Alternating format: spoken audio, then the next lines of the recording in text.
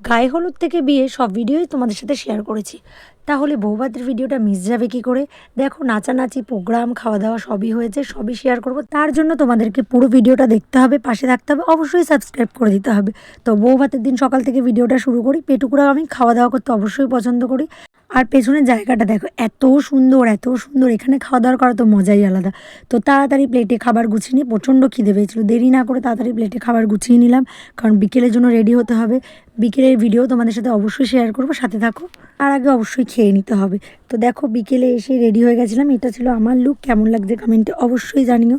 তো রেডি হয়ে তাড়াতাড়ি বেরিয়ে পড়েছিলাম গাড়িতে করে। পুষ্পিতা অবশ্য আগের গাড়িতে গেছিলো, কারণ আমার মেকআপ করতে অনেকটা লেট হয়ে গেছিলো।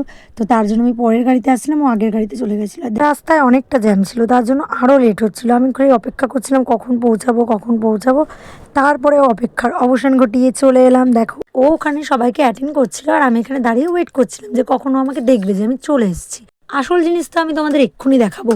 ওখানে ওদের পারফরমেন্সের জন্য রেডি হচ্ছিল স্টেজ, আর ওরা দেখো এখানে রিহার্সাল করছিল।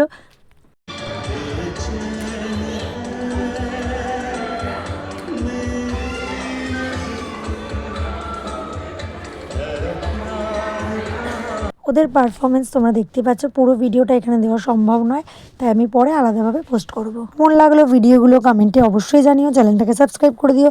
তো যেটা মেন রিজন বিয়ে বাড়ি যাওয়ার লোকের খাওয়া দাওয়া।